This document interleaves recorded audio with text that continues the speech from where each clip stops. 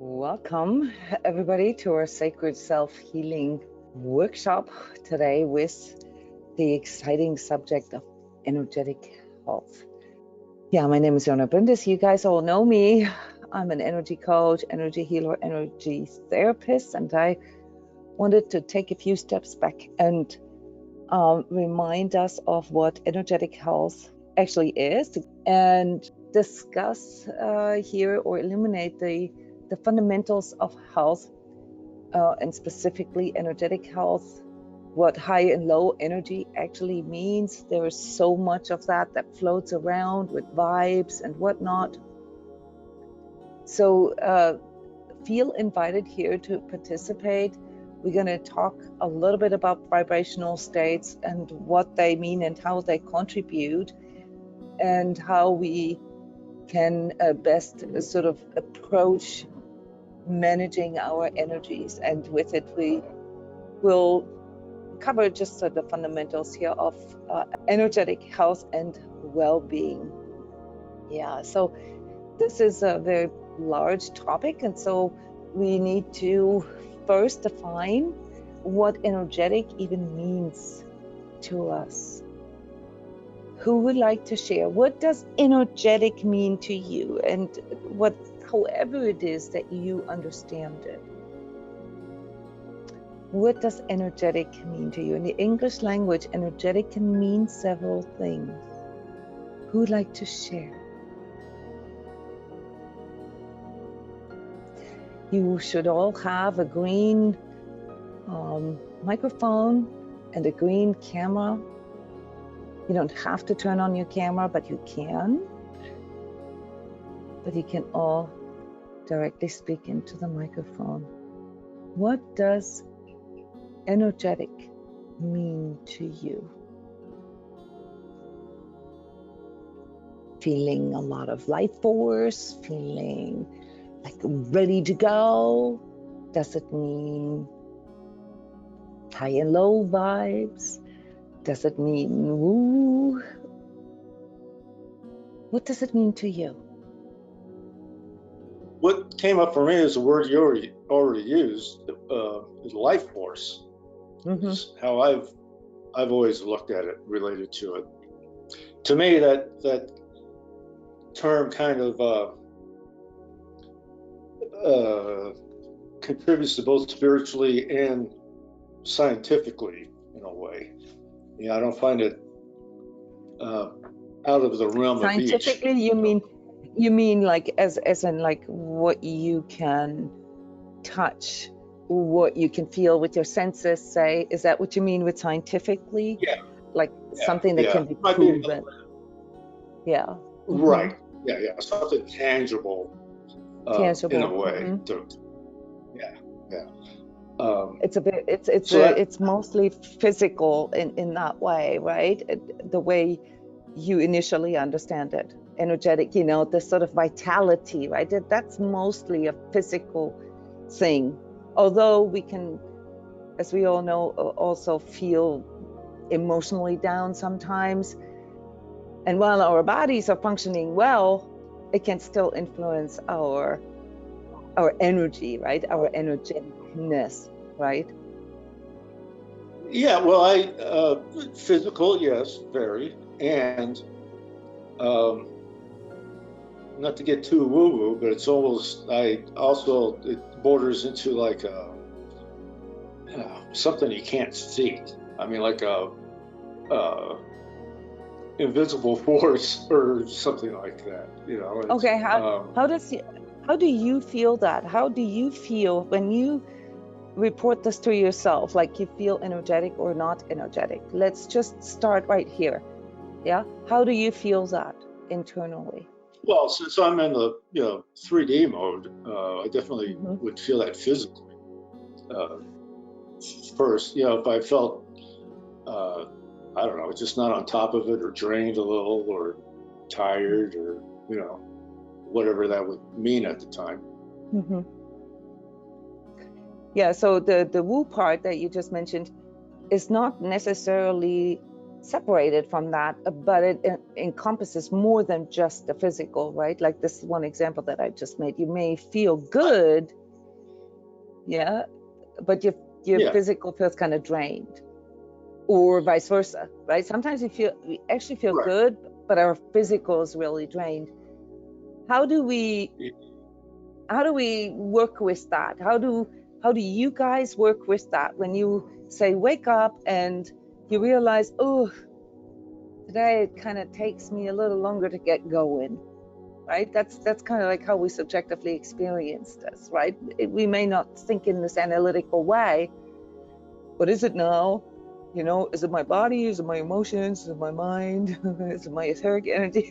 I don't think anybody really thinks that way, at least not at first or without a certain kind of training, right?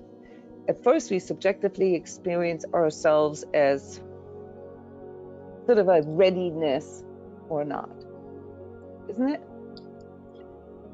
That would be the easiest, the easiest definition of energetic. Yeah.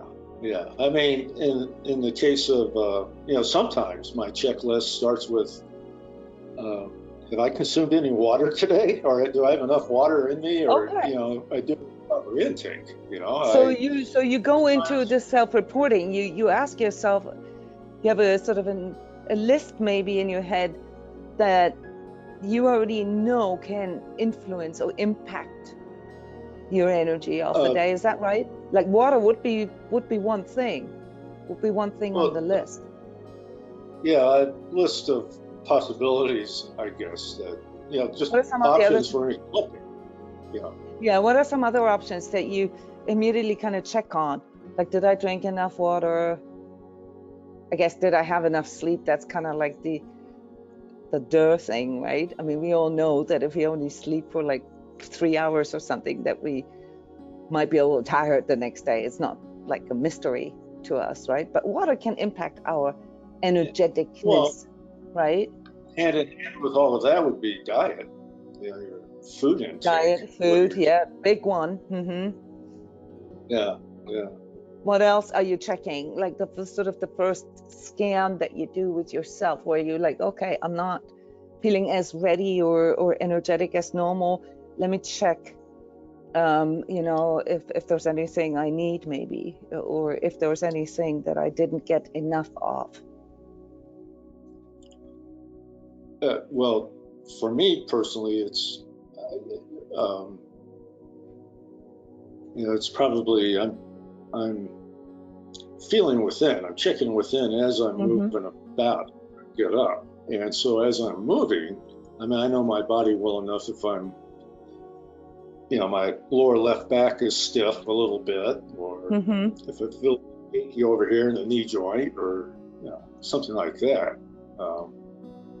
And then adjust accordingly through whatever way. I mean, stretching, yoga. Yeah. Yeah. That's a very. Yeah, I mean, it's the part here that is coming across, Brian, is that it's not a mystery for you for the most part, at least not on that physical level, right? When you feel a little drained, you have sort of a strategy in your head, at least sort of a first one that scans if your physical needs are met, right? The physical needs. What about other aspects of being energetic? I mean, we can of course approach it by thinking about all the things that make us feel less energetic, but maybe think of the things that motivate you, that make you more energetic. What can really energize a person?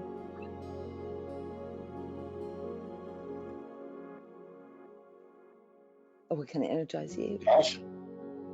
Passion can energize a person if they're passionate about something. Okay, passionate about something. So like if you have something that, like say you started a project the day before, right? And you wake up and you're like ready to go because you're so motivated to finish whatever the project is, right?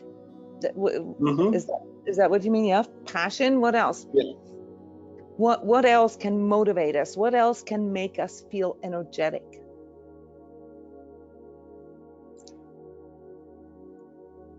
Everybody, please chime in. It is a way for us to find out sort of, you know, more aspects that can impact our energeticness rather than just the physical things, right? Go ahead, sorry. Didn't mean to cut you off there, Becky. No, I don't know if this is the same with Pasha, but just like feeling excited, looking forward to something in that day now, like that's something that you are excited about. Yeah, it's something that you look forward to, or something that it's a thought of something, right? It's something that you know, you picture in your head, an anticipation or something that can make a person feel very, very energetic. A reward can do the same thing. Have you ever done that with yourself, where you kind of feel like, oh, dragging you along, and then kind of like negotiating with yourself, giving yourself a reward? If you do this now, if you finish this by blah blah blah, then you can do blah blah blah. Yeah, I do all the time. Yeah, you have all this time now, energy now. Yeah. Okay, so an anticipation of something can make us energetic. What else, guys? Contributing can help a lot. If you're doing something for us. Yeah, I notice about myself that that's something really, really big. Yeah, especially when I feel a bit low in energy. As soon as an opportunity presents itself where I can, you know, sort of serve in some ways or help somebody else out, it's amazing how much energy reserves we can muster, right? It's quite actually important to understand that contributes to our energy as well. It definitely contributes to my self-esteem about myself as I help others, or self-esteem is also a component. You're tapping into something important here, Brian. Yeah, if I feel good about myself, say, right, in a simple way, self-esteem in a simple way means I feel good about myself, and I feel this validated or acknowledged in some way. That can motivate me too, right? That can make me feel more energetic as well, as opposed to, for example, feeling like you know, there's nothing we can do, or we're not good at it, or something like that, right? I mean, this feeling of like, you know, maybe feeling insecure about something, or that can lower our energy, right? Our motivation for actually doing something. What else? Yeah. Keep going, guys. There's a lot more that influences your energeticness. Hey, Jona, can you hear me? I hear you. It's Tracy. Hi, Tracy. Breathing for me can really shift my mood and my energy.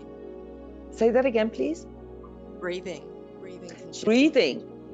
Okay, so that would be your physical, that would be an intervention basically on the physical level. And does it only affect your physical, or does it affect multiple things? Everything, yeah. Your moods, your emotions, your okay. Everything. So what is breathing? What is that actually, if you think of it as in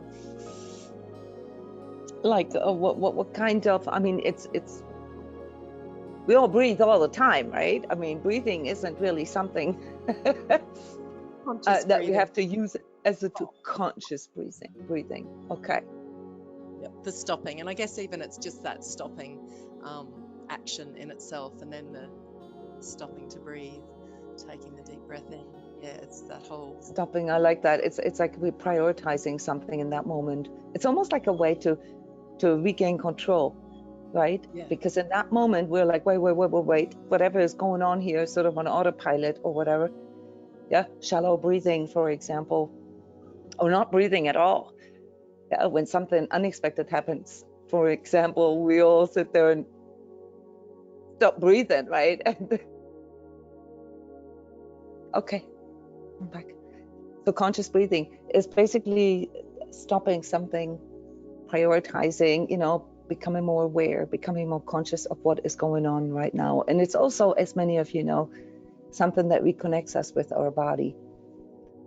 Tracy, if you're still here, what can it do for you? Try to describe what it does for you in those moments. It's a pause, it's a recentering and a regrounding, and just that connection with myself. And Yeah. Taking me out of my head, basically. Oh, really? Okay, good. Okay, nice. Heather's sharing here, having my space clean is big for me. And of course, a regular fitness routine keeps my energy up as well. But I like that how you're contributing in regards to cleaning. This is something that I very frequently do as well. If I feel low in energy, besides, you know, water, food, exercise, breathing, okay, and I can't motivate myself for anything, I typically do cleaning. It's almost like it's activity based, but it is something that helps me sort myself. Yeah, I like that. It doesn't necessarily motivate me, but what it does is it helps me to clear whatever is in the way. I don't necessarily analyze it in that moment, but I just need to sort of clear something. What else, guys? What else can influence our energeticness? There's one really, really big thing, and that has to do with interaction with others. Think about that. I mean, Brian mentioned when we can do something for others. And this can be like anything from volunteering at a place to, you know, things that are not really directed at a particular person. But think a bit more specific in regards to interaction with other people.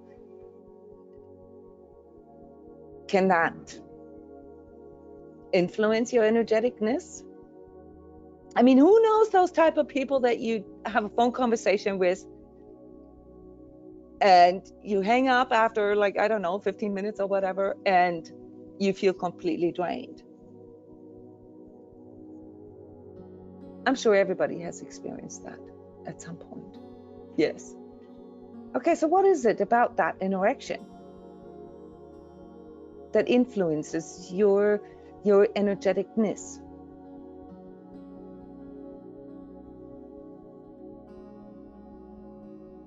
I know for me, this is Becky, sometimes it's when I'm not kind of being authentic with myself. All right. That can be something that not everybody feels right away, but that can be something that can really impact our energy. If we have to like kind of fake it, is that what you mean? If we have to be nice to people that we actually don't want to be nice to, or if we have to accept things, like maybe like a work situation is often a typical example for that, right? Where we work in a place or with people that we actually kind of don't want to be with, but we have to fake it yeah, that's a big one. Some positive examples: how can interaction with specific people influence our energeticness in a positive way? I think it's the opposite, like liking that person and connecting with them. That's definitely something that motivates us, right? I mean, you know, how do we know that something motivates us? That time goes by quickly and we enjoy every moment, right? That's kind of like what this feels like. I mean, there's other layers to this, guys. Think of what we're doing here right now. Being with like-minded, for example, with people that we feel we resonate with people that we feel safe with, where we don't have to watch out too much, right, about things. It allows us to access our energy more. It can also motivate us, like group activities, right? Think of team sports.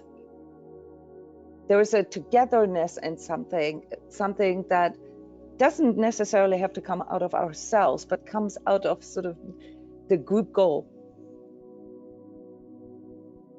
What else?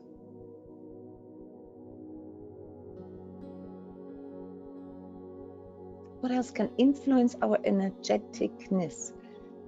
Yeah, how energetic we feel about something, how motivated we feel, how, in the sense that Brian defined it here in the beginning, you know, this feeling ready to go, and you know, feeling fully conscious, as Tracy brought in, and being authentic, as Becky brought in, feeling clear, as Heather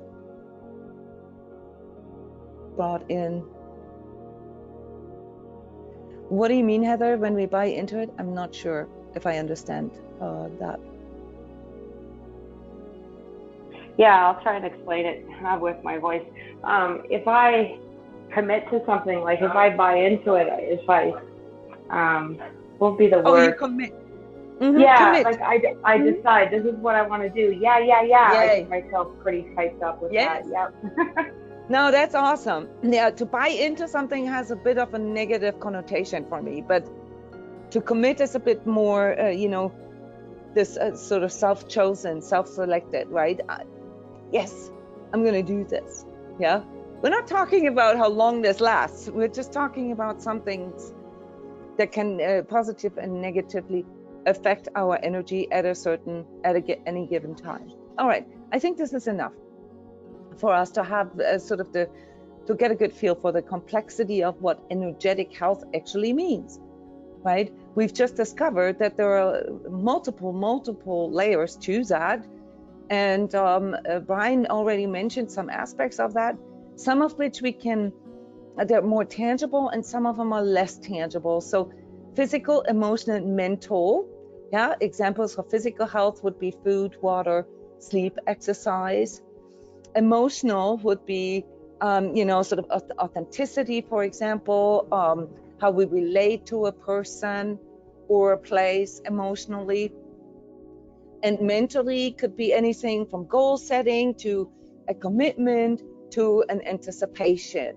Yeah.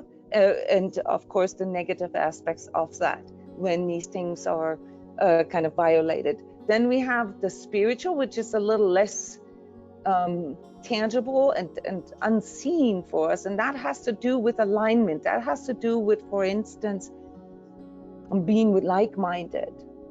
Yeah. Actually, a team sport can be very spiritual. You know, some kind of group activity can be very spiritual in that way, because it aligns a group of people to something, like say outside of themselves or greater than themselves, right? For the country, for instance, or for our team, or for our school, or, you know, something like that. That's actually a spiritual component. All right. And then etheric and energetic, those are the things that we're going to get to here, but we have to build up to that. Etheric is something that some of you here, since you were in the sacred self-healing training, are familiar with that word. It's particular aspects of our energy that happen in interaction with the world and other people. Basically, when sort of the different overall energies of a person, place, or item when they interact with us. This is in the unseen. Yeah, example would be, for example, you go into a certain building or whatever. Have you guys ever had that? Or you drive through a certain part of your town and you pick up on things, or even just picking up on things in traffic. Or, you know, many of you are energetically sensitive, picking up on collective energies. Those can all be etheric of nature, all right? Which means that there's something that something else or somebody else exerts, and you feel the impact of it. It has to do with energetic interaction. Sorry for the siren here. I don't know if you can hear it. It's distracting me a little bit. I have to wait till it's past. Okay, there you go. Another good example for etheric energies can be, in a positive way, can be the connection that we feel with other people, or the chemistry with other people. Have you ever had that? That you meet people or you get to know people and you just seem to have a really good chemistry with them, and there is no sort of tangible reason for that. Yeah, it's nothing mystical either. It's just, you just feel good in their presence. You just, you know, it kind of has this positive effect on you. Yeah, and with all these different layers, we call energetic basically anything, yeah, anything else, anything, you know, that sort of holistically impacts your energy. And then when we go into the analysis of it, or the reporting, and this is the part that I am suggesting to you here, just like how Brian modeled this in the beginning, he's mostly asking himself about the physical components, but to go a few steps further and to actually observe, you know, the emotional aspects, the mental, spiritual, and etheric aspects that are influencing your energeticness or your energy levels throughout the day, especially when things become stressful for you or challenging, because those are the moments where we actually need this kind of more differentiated self-reporting, so that we can do, yeah, what Brian suggested, immediately go into intervention, into measures, into doing something about this, right? Like drinking some more water. I'm sitting here at 92 degrees in my healing tent, yeah, and I can feel that I'm dehydrated. So I've got my tea and I've got my water sitting here so that I can hydrate myself while I'm talking with you, so that we can change that when we feel a negative impact of this. All right, emotionally, anything concerning our heart is something that I want to say the majority of people are the least experienced with, to actually know what emotionally impacts them. The only thing that most people can actually directly relate to in regards to sort of their emotional health is when there's something severe happening, like say a breakup, or the loss of a loved one, or the fear of losing a loved one. Can you follow me here? It's about, you know, us actually observing our emotions is very difficult for most people. We usually we can only clearly identify our emotions when they're negative emotions. Has this come to your attention, guys?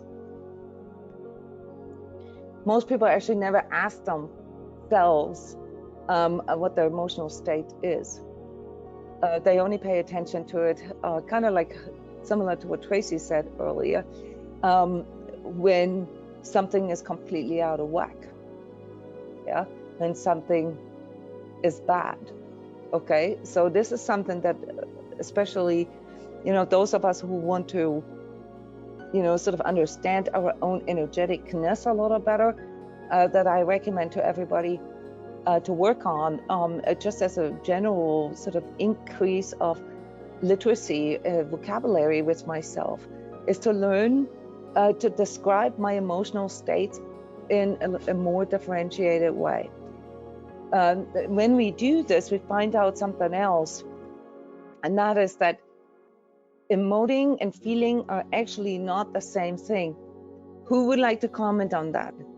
What are your experiences between emoting and feeling?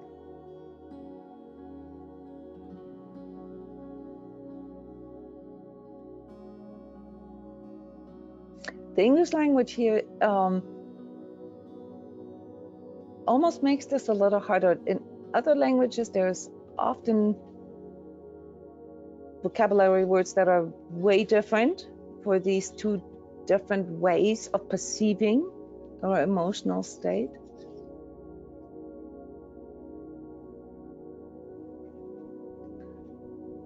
And in my observation as a foreigner, so to speak, the foreigner to the Anglo-American culture, someone who had to learn how to deal with this, I think it's related, that's just my personal theory, it is related to some of the customs that we have in the Anglo-American, and that is to ask somebody how are they feeling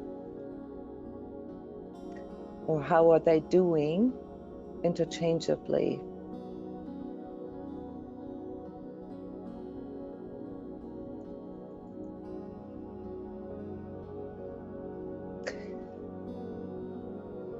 Okay, this is going slow here today. How are you guys feeling?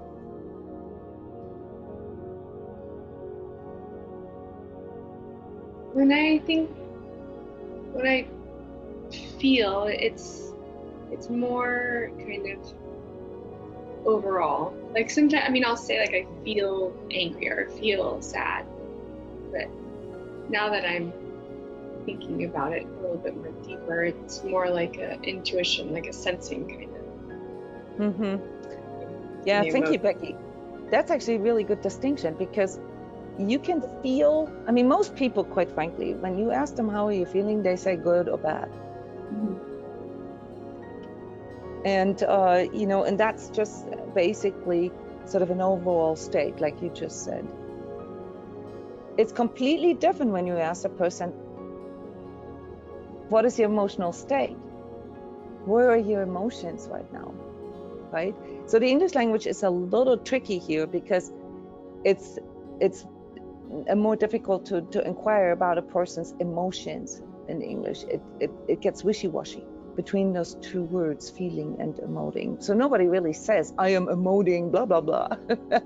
Nobody actually does, at least not in English, or in English-speaking countries, does that distinction. But you just discovered it. There actually is a difference between how we are feeling and what our feelings are. Yeah, so that would be the distinction in the English language. You would ask, what are your feelings right now? So our feeling is more, it's encompassing quite a few things. So when somebody inquires about how we are feeling, we intuitively, without even thinking about it, give something like an overall status report, right? We say, well, you know, it's going all right, or, you know, yeah, you know, I have a little bit of like, you know, aches or something, or, you know, we give an overall report. But if we are actually thinking about it, these different states of health, or these different states of energeticness on these different levels, can be very, very different. They can be very differentiated. Becky, since I have you here, if you don't mind sort of walking through this here with me for a second, just as an example. I can't do this on my own, guys. I need somebody to interact with me here. So let's just model this here without, you know, there's no judgment, obviously. We just want to like actually show how differentiated it becomes when we actually become aware of it. So Becky, overall, how are you feeling today? Overall, I'm not feeling very well today. Okay, so like yeah, kinda. like meh. yeah. Okay, all right, let's go through this. Okay, so let's say we're best friends, right? And I'm like, what's going on? You have emotional stuff going on? Yeah, emotional stuff going on. Physically, I don't feel well. Okay. Emotionally, I feel kind of low. I feel kind of like all over the place.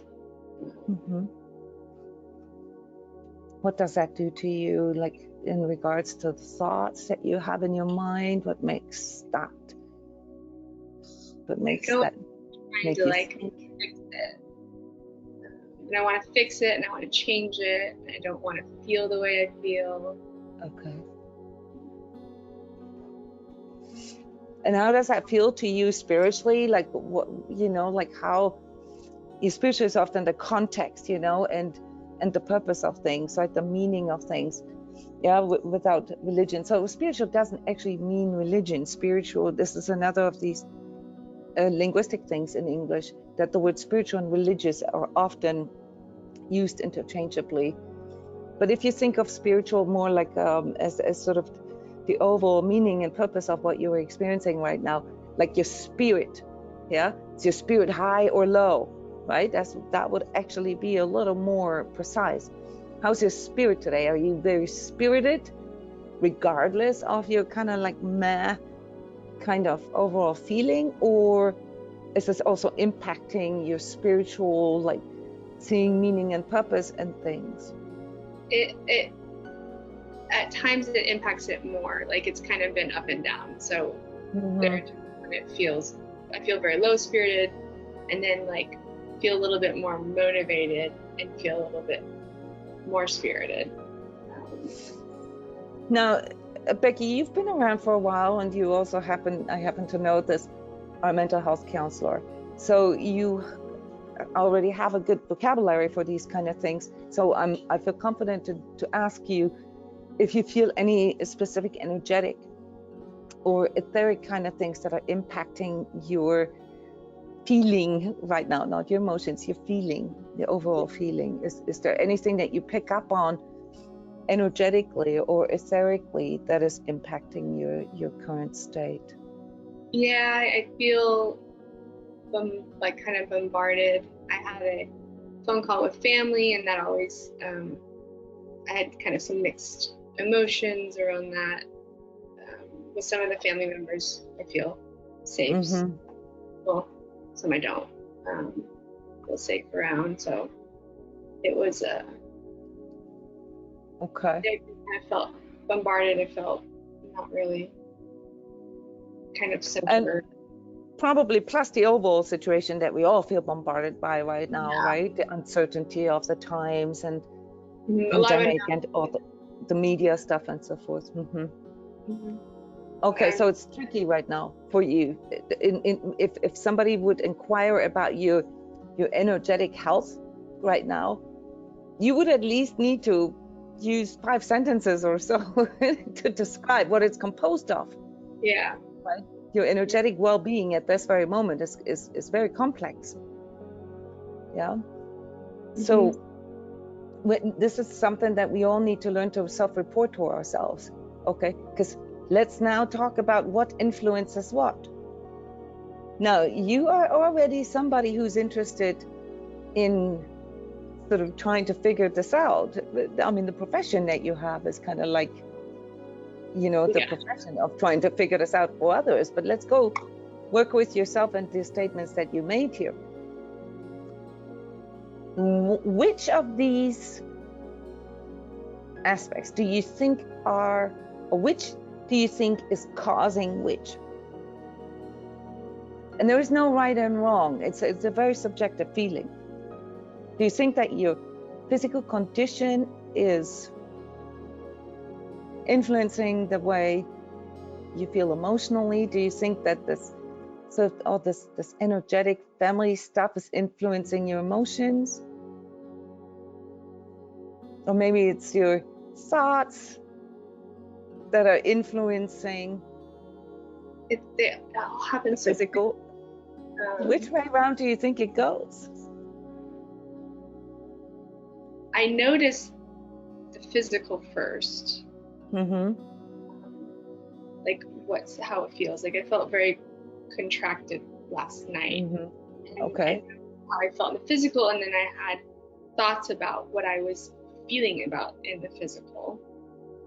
And emotions surrounding that as well. Okay, so this is interesting here. Let's do this real quick. Let me get my pen out here. Okay, so you noticed this one, you noticed the physical first, and then you had thoughts about it, like as in like maybe judgments or whatever, like why did I eat this or something like this? Yeah, judgment about what I was feeling physically. Okay. And I know that what that feels like kind of indicates to me a specific emotion, like guilt. So when you don't know why you're feeling physically sick or impaired or achy or whatever, So the first thing is the thought about it, like, oh my God, what does this mean? Or something like that, right? Just needing to find meaning. And then it impacts your emotions. And then I notice,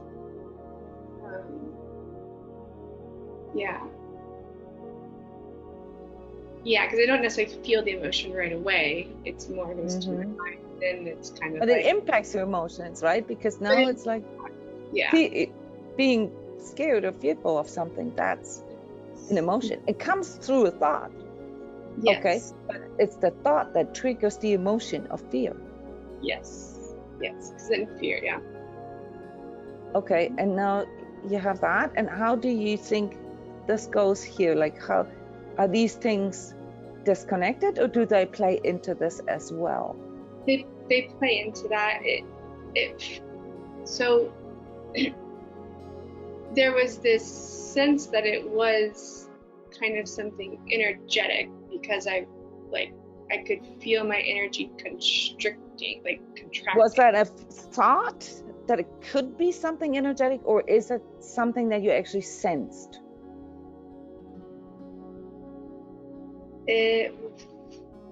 Something I sensed, because it was like everything at once almost. It was so fast. Okay. So it came to your awareness that there's something energetic impacting you. Yes. And then your brain tried to figure it out. Yeah. And it came to the conclusion, it's my family.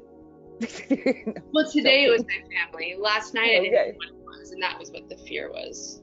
And yeah, I haven't come to a conclusion exactly what it was. No, I know I'm making fun of it, but this is something that goes that takes place in all of us, guys. I really want you just to become more aware of it.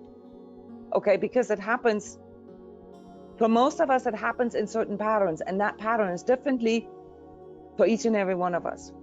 Okay, so for you it starts here, it goes through the mental. Always. Yes. The mental then influences the emotional. Okay, and the mental also,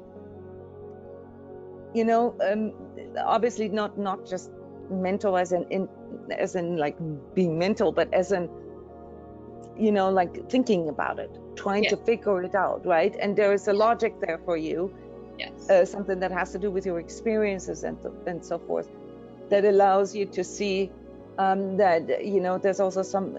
And now, how does that make you feel when you emotionally, when you have that awareness that oh God, my family is really weighing heavy on me today? And it's also impacting your emotional, right? Exactly. It goes back down to the emotional, and it kind of loops over again in a way. Yeah, I mean, there can be serious loops here in all of these, and there usually are. But the big loop that many of us are not aware of is how that then, obviously it also influences our spiritness, how spirited we are. If we see the purpose, or if we, can give things context and can say to ourselves, oh, okay, they're all going through stuff, blah, blah, blah. Or if we are like, oh man, they were so mean, and they're, these kind of things, there can be sort of like intermittent loops here. Okay, but the big thing that I want to show you, and not just you, all of you, is that how that then loops back to our physical well-being. So you said something, and I thought this was cool how you said this. You said, I notice it in the physical first. I like that, because that doesn't necessarily mean that it started there, right? But you notice it in the physical first. That's why when you look at the slide before that we looked at before, I called it the density layers. And the density layers is a technical term, but really what it means is that this is sort of the hierarchy in which things manifest. Okay, so the fact that we feel something in the physical first does not necessarily mean that it originated in the physical. Most of the time, it actually originates the other way around. Yeah, that we have some kind of mental conflict and we can't really resolve it, and that impacts our emotions and our, you know, the sort of low emotional state that impacts our body. Or we have a spiritual problem. Many people have a spiritual problem right now. They can't make sense of things that are happening in the world. Why, you know, is this happening? What's the purpose of it? Yeah, many people having energetic, etheric problems right now without even knowing it, because they're feeling this constant sort of bombardment, as you called it earlier. Yeah, and it's affecting their thinking. Okay, and their thinking, yeah, is I've talked about these cognitive dissonances, produces some kind of perspective that can be very limiting. It can rile a person up. It can make a person very, very angry, for instance, or it can make a person very fearful, or it can make a person become anxious or powerless even. Yeah, and as a result of that, this person can then experience physical symptoms. But we could also turn the whole thing around and can say, well, you know, we've been living in a pandemic here for the last year and a half.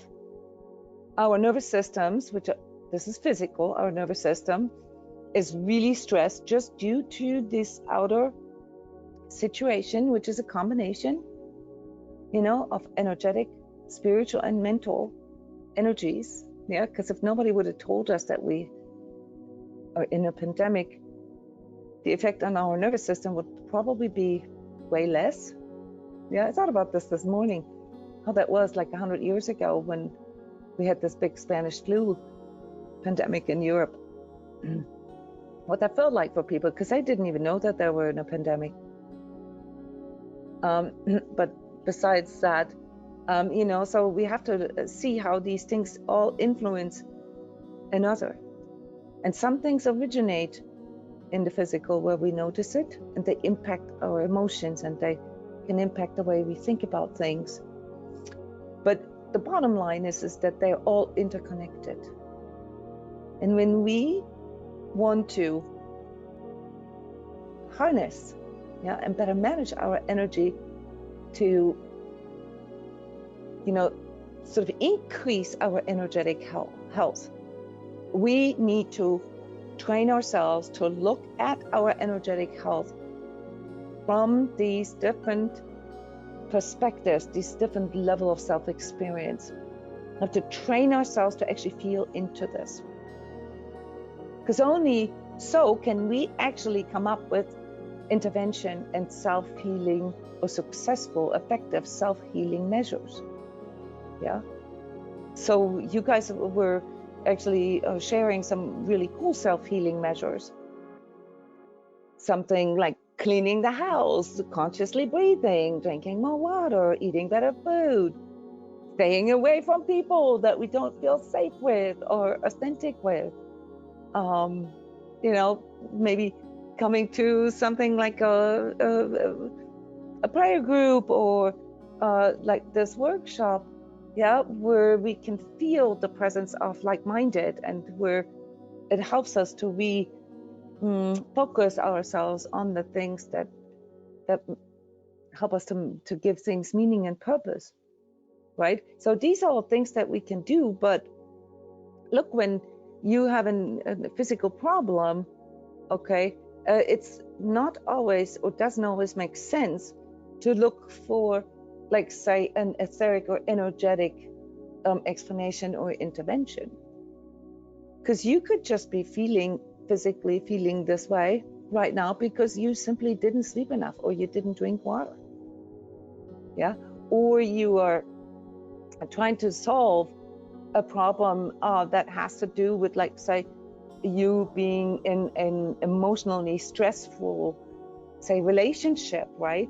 And you're trying to figure out, to find ways to better cope with it, or to convince your partner to change things, whereas it's more of an emotional and maybe spiritual problem that you still agreed to staying.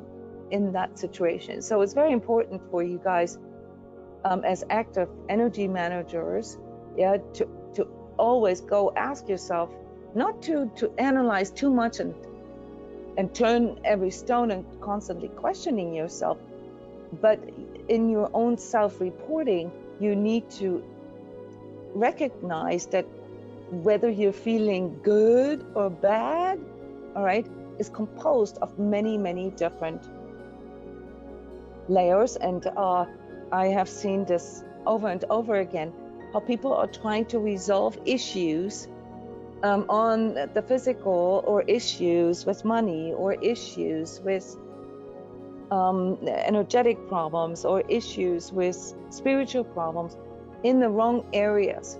And it's like an endless loop, and you don't really get anywhere, you don't make any progress, or you simply get stuck in this sort of endless trying harder, trying more.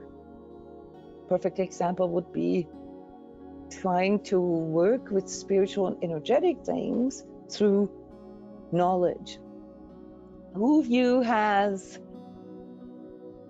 experienced that as an endless loop? Trying to know more, yeah, so that you can feel you can manage, your energies or your spiritual questions better. Who of you has actually successfully resolved energetic problems or spiritual problems through reading more books? And I'm somebody who teaches that, so I am completely 100% aware of that. Can we really resolve things through accumulating more knowledge about things? I know I may have learned a few more insights, but I think nothing beats learning more or discovering more about yourself than actually doing it or participating in it yourself, as opposed to reading about it. It's good, reading's good for initial information, but I found that as far as spiritual application, it's applied better by doing the work. So love is the best example, isn't it? I mean, I don't know how many thousand books are written about love, okay? But how useful is that? Right. It means nothing until you experience it, right? We have to experience it for ourselves, to feel it for ourselves. Thank you, Brian. Yes, so knowledge can be useful. It can help us to label things, to categorize things, but it requires us to build a certain, say vocabulary, okay, a differentiation, yeah, to put this into the right context. Yeah, to really apply it, it's not enough to just know the ABCs. You also need to have an experience and a feeling towards these different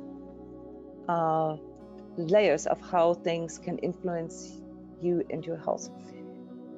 So here are some of these general sort of systems that we use, these models to describe certain things. Obviously, when it comes to our 3D, our physical and sort of 3D life, we can use anything that has a body, mind, emotion, and I would also like to add finances. That is influencing, something that everybody knows here is a non-binary, okay, directly. We've talked about this. When it comes to our life force, yeah, which is a little less tangible as our 3D, we all know it's there. This is sort of the energeticness, but the simplest model to describe life force is probably through chi or meridians, or things that we've learned from ancient Chinese healing modalities, as well as chakras, which are the Hindu models. All right, chakras are something that has now entered our overall lingo here as something that we can use to describe where in our body, but not necessarily referring to the organs or the function of our organs in these areas, but where we can feel certain energies in our body. So this is basically sort of the entryway into energies, is that we start learning to observe our own energies, to locate them, to feel into our body. Where do I feel this? Every time, let's say I talk to my boss, and my boss is somebody who I don't like, or who doesn't have my highest good in mind. Yeah, I don't feel safe with him. I feel this maybe in my stomach area, or I feel this on my back. Yeah, that we start to observe ourselves in these different ways, and using the chakra model that most of you are familiar with, you know, the root chakra, sacral chakra, solar plexus, heart chakra, throat chakra, third eye or brow chakra, and crown chakra, is a good model to describe the more holistic aspects of our energy, even if we can't see it. We don't have to see chakras, we only need to feel them. And because most chakra models refer to the physical chakras inside of our body, is something that anybody can sense. So this has to do with sensing. We actually need to increase our sensing for that. Spiritually, it's a little more difficult, because our spiritual health has a lot to do with our beliefs and how we contextualize things, right? The purpose and meaning that we give to things. And as one can be, you know, an atheist and still be spiritual on the very lowest level of spirituality, namely following certain belief systems. However, it's normally not what we call spiritual. When we use the word spiritual in English, that is, then we are actually indicating that it has something to do with a higher power, something to do with really something outside of our own mind, a higher mind, if you will. So while Buddhism, for example, doesn't actually worship a deity, there is no God in Buddhism, there is though something that is called sort of the Buddha mind or the higher mind. Yeah, and that's why it also counts as spiritual practice or spiritual teaching. So it has to do with what is actually behind our view here. What is the world view, and what is the view of being human? Yeah, so if I see myself as something that I refer to quite a bit, you know, as a machine, for example, if I just understand myself as this 3D being, the protoplasmic, you know, with a beginning and an end, then it's very difficult for me to make out a greater purpose, anything beyond myself. I only live, if I'm lucky, say for maybe 60 or 70 or 80 years.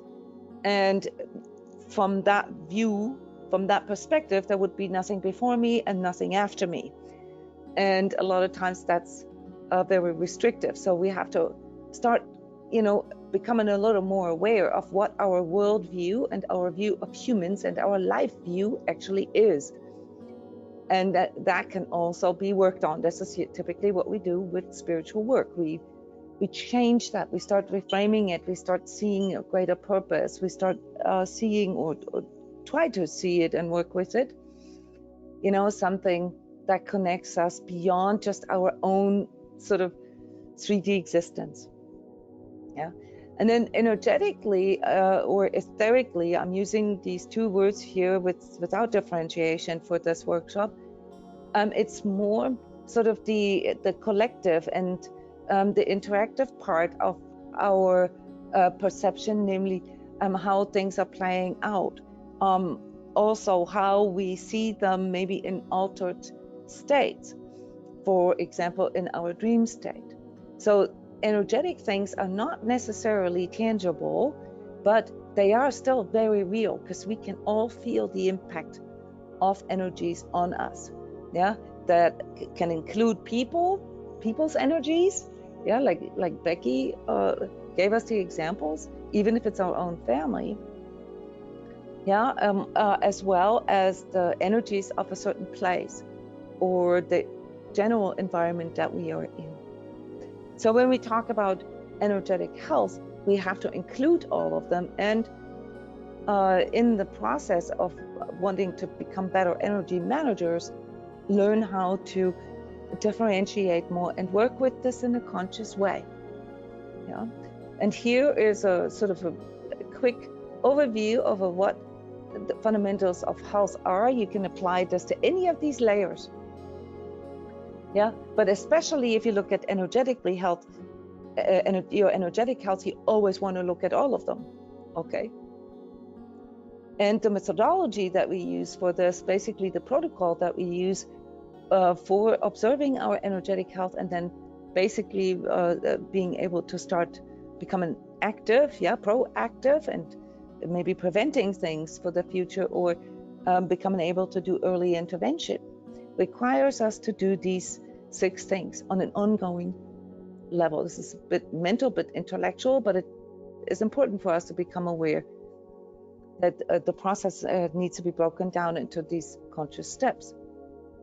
First of all, we need to connect within and self-report.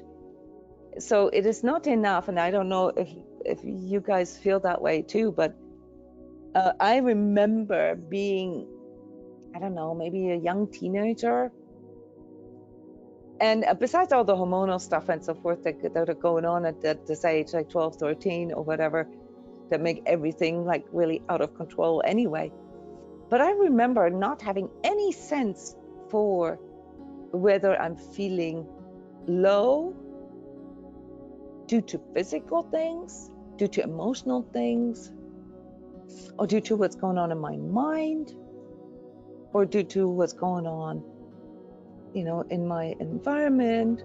I could not differentiate that. Do you guys remember a state where you had no awareness about these things whatsoever? It took me ages to figure out that wearing uncomfortable clothing can make me feel so low. Anybody experienced this before? It took me probably until I was like, I don't know, 25, almost 30. There was no connection there for me between, like how I am treating myself, what I'm wearing, how much I slept, how much water I drank, or coffee, respectively, what I ate, how much I ate. I didn't feel differentiated at all.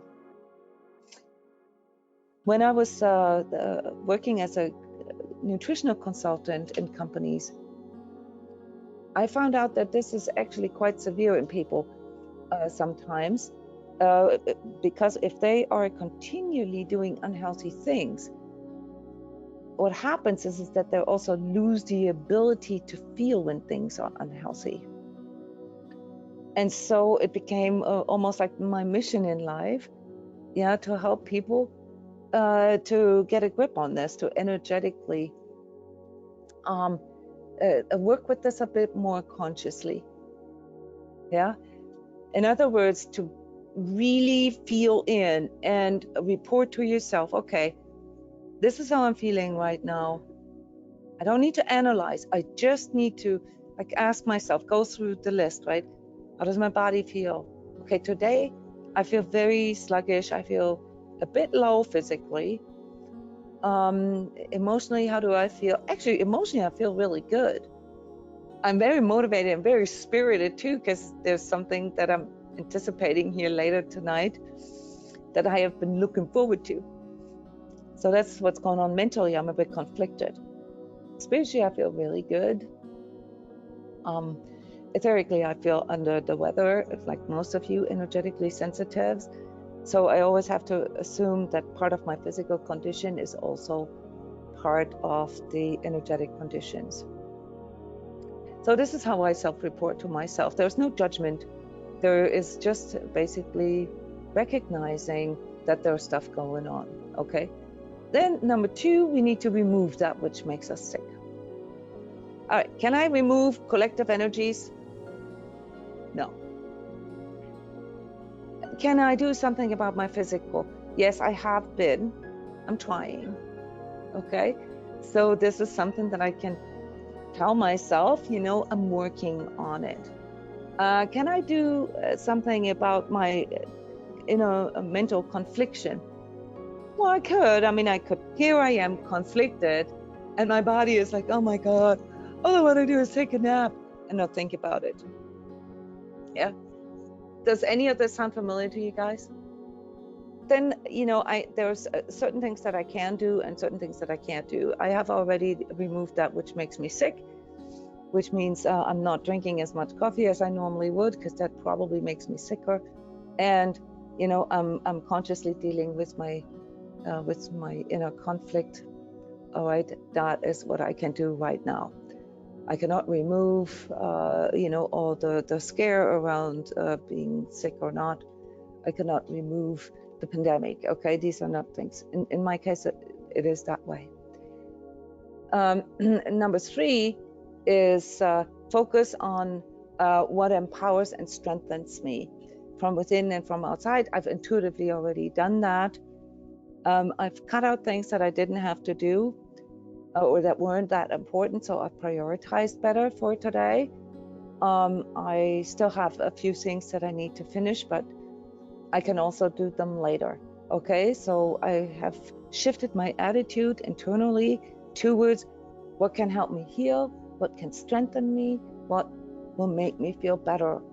Okay, this is something where most of us actually already get stuck.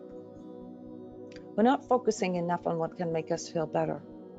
All right, we're getting stuck in the conflict or in the blame or in, sort of, just trying to find causation.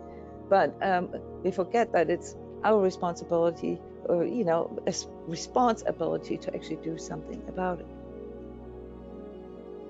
Number 4, reveal my own part in what makes me, maybe choose unhealthy situations, people, place, or relationships. In this case, it's not the case. There is nothing about that. I'm actually really looking forward about tonight and, everything involved in that. I cannot, in this case, I cannot see a part in me, that I have to own.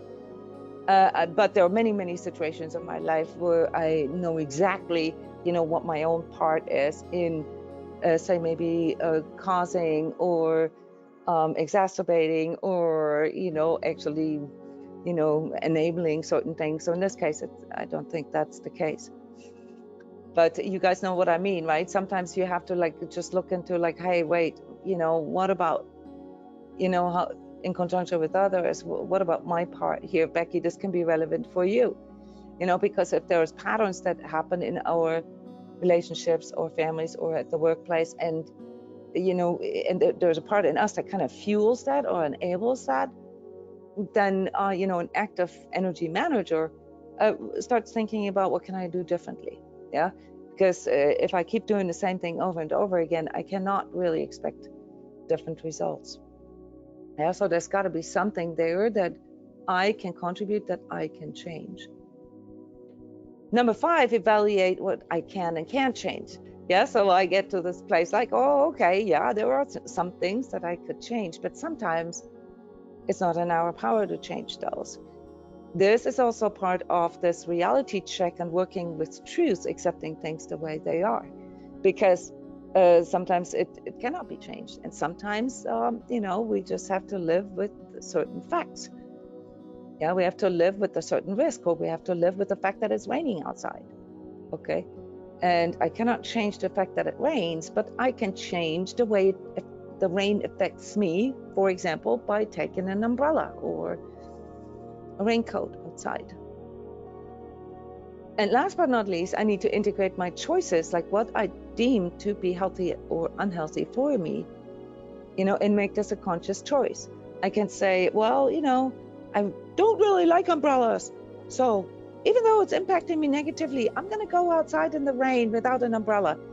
And every time you do this, you get all soaking wet. And let's say you live in a climate other than Florida, as a consequence of this, you might get sick, right? And every time, let's just say, every time you do this, you get sick. That's an unhealthy choice then. It'd be a much healthier choice to just, get over whatever your resistance with your umbrella is, use your umbrella, because you already know what the consequences are. And integrating your choices means that you're going to have to integrate the consequences. All right. If you make a choice, if you choose to stay in a toxic relationship, if you choose to do the same things over and over again, even though you know it's not good for you, okay, just that is going to negatively impact your energetic health, because you can't lie to yourself on that level. Without, and this is the part here that is shocking for most people when they become aware of this, without either having to blame it onto others and externalize the problem or externalize the solution, wanting somebody else to change it. So integrate my choices means I need to actually make an effort with myself to, like Heather said earlier, if I commit to that, then also to see that this is, I need to be the one that needs to do it. But there is a limitation to that, because sometimes it isn't about me. And many times it's not about, becoming the better coper. Yeah. Sometimes, this is the result of an honest step 5 here. I realize that it's not up to me, or this is not something I can change. Yeah. So let's say you live in a toxic relationship and you can clearly identify that, or workplace, you can clearly identify where the toxicity originates. It's not on you to change the other person or to change the relationship. However, you staying or you not saying no, you not enforcing your boundaries, you not expressing your needs, you not expressing where you want this to go, or what it means to you, or how it affects you. That loops back to your part. Because when we cannot change things, it doesn't mean that we are victims. It doesn't mean that we have to continually making unhealthy choices. We can always walk out. This is the part here that, to most people's surprise, contributes to our overall health and especially our energetic health the most. The integration part. So it's not enough to just know things. It's not enough to just feel them. It's not enough to see the physical consequences of things. It's not enough to give it the right purpose and meaning. We need to integrate it. I'm going to skip that one today. So a deeper look into, higher and lower states, and therefore ultimately what leads to higher states of health or higher states of energy, okay, or lower states of energy, is something that is often confused. Many of you are familiar with Dr. Hawkins's work, which primarily focuses around measuring those states, and it's not just emotion. So you see different kinds of descriptors here in this map of consciousness. And really what's important for you is just to focus on this one here, truth. Truth means we are willing to do this self-reporting, as I've just introduced it to you in these 6 steps. Anything below truth is basically meaning that we are lying to ourselves here on some of these levels, either by ignoring it or by externalizing it, or by simply not truthfully reporting it to ourselves. Okay, and so any states that are not truthful, they produce contracted states of energy, and with it also then affect our feelings, affect our motivation, can trigger certain automatic or autopilot responses and usually have detrimental consequences. This is why there's different columns here, right? What it feels like internally, what it makes you want to do, what it triggers in you, and what the consequences are in a good and bad way. Consequences are not just bad things, okay? Consequences can also be good things, yeah, what it leads to.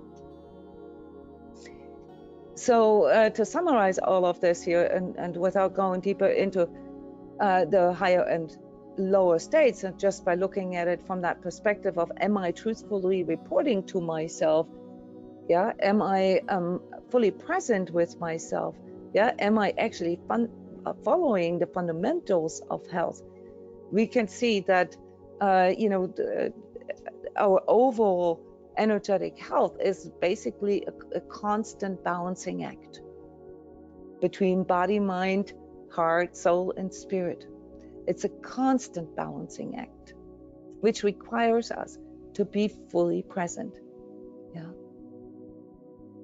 So my suggestion here is, and this is how I've basically organized it or arranged it due to the experience that I've gathered in the last 15, 20 years, to increase our energetic health.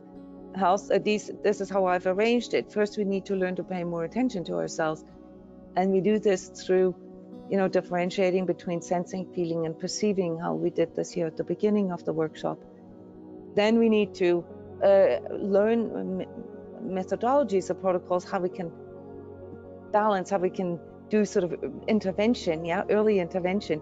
And you guys mentioned this beautifully: grounding, centering, self-clearing. Those are the things that we can do right away to bring things back into balance when we feel that they're going out of balance, no matter which level of well-being we're experiencing it. And then we can learn things. We can develop our chakra awareness, the vocabulary, emotional vocabulary, and general energy awareness. Awareness meaning, increase sort of the sensitivity of our own self-reporting. Then we will see that, especially when it comes to energetic health, that is really important that we learn methods and protocols and techniques, how to protect ourselves better, because there are some things that we simply can't control. Yeah, what comes in from the outside, especially collective, we are all experiencing this right now. So we need to learn how to discipline our energy, how to control our own projection that it typically leads to more absorption and leads to these sort of very imbalanced interactions between people on an energetic level, on an unseen level. Yeah. And then we need to allow ourselves to explore, to see what this increased vocabulary and higher degrees of sensitivity, higher perception, as we call this, what this allows us to do. It allows us to become more sensitive to our own inner signals. Yeah, we don't just feel it when we are sick. We are feeling it sort of way before things can latch on and can have a negative impact on us. It can help us, our higher perception, that is, to make better context, to create something like a greater purpose in things, and understanding why people are doing certain things. It increases our empathy, it increases our compassion for the human nature, it changes our life view. In that we can see the higher purpose, of life itself. And then last but not least, the highest level of energetic health and really sort of this spiritual and energetic path, if you will, is the embodiment, is where we connect with our higher self or true self as sort of the pre-step to that on an ongoing level, and where we consciously choose whom we are experiencing this life as, where we become a conscious, co-creator in our life and understand the promise that we have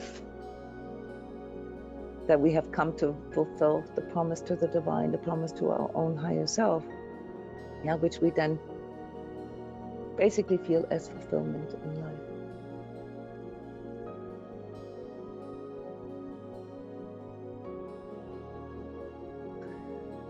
And here you can see something that many of you are familiar with, sort of the new way of learning, the higher learning pyramid. The lower part of it is where we learn sort of to discipline and to train our cognitive mind. Here in higher learning, we are starting to work with something that we call etheric brain. And these are all things that we've just mentioned in one way or another. Excuse me.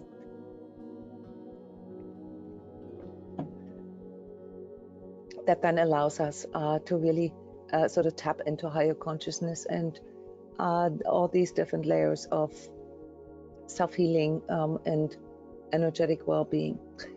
Here are 2 worksheets for all of you that you can request from me. I will post them in the forum with the recording and the recording email, where you can first start practicing self-reporting. Okay, so this can help you. You know, you can print this out.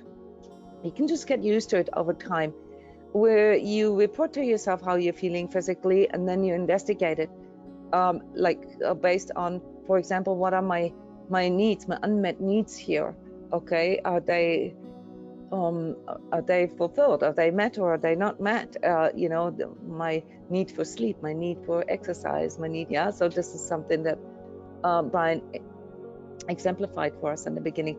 Then we can take note of the perspective or the resistances that I have in me, that I can really feel like, yeah, I know I should be sleeping more, but yeah, what is holding us back from doing that? And you know, note for ourselves what works well.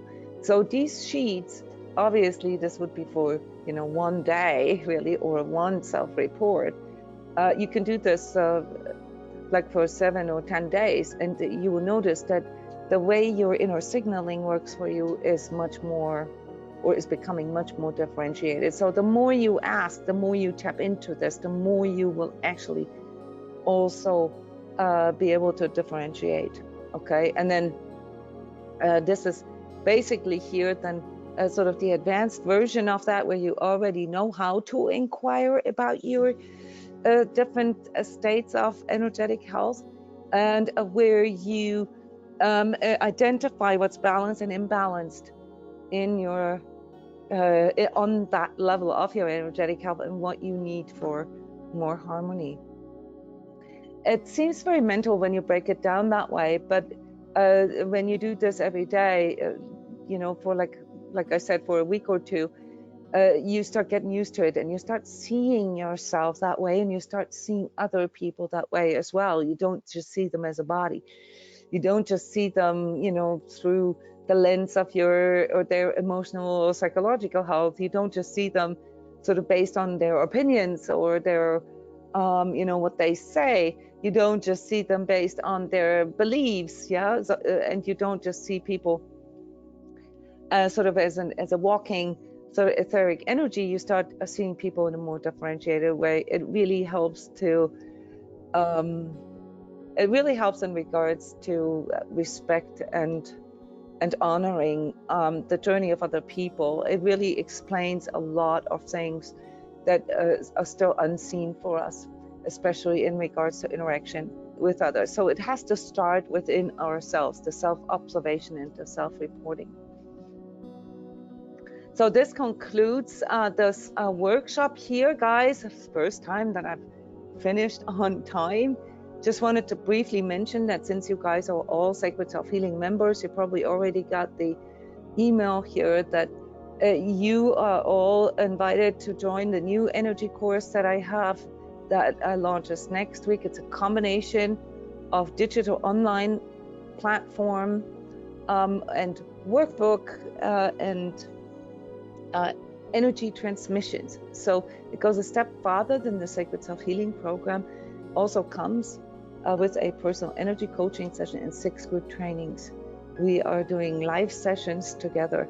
It's a really, really cool experience. I can only, for those of you who have perhaps maybe participated in some of the transmissions before that are leading to that, even if you have, to do this in a systematic way for 6 weeks, guys, really changes a lot.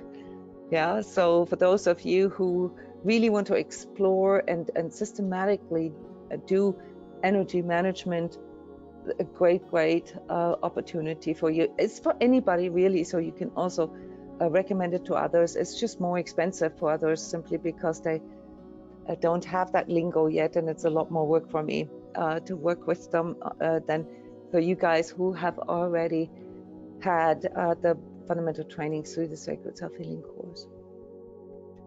Yeah, thank you everybody for coming. Thank you for contributing, for sharing special things to Heather, Tracy, Becky, and Brian to be my guinea pigs and my conversation partners here. These workshops, guys, are not lectures. These workshops are supposed to be there to for you to interact with me. It's very important. I do these lecture style things every day now, yeah, on YouTube. Energy talks, energy updates, energy prayers. This is the only time where I can actually interact with you, or where you can actually interact with me. So please use this opportunity, okay? Because when it's in this sort of public setting, there's a lot of things I won't talk about, or I won't even mention. All right. Thank you very much. Love you guys, and see you later. Bye-bye.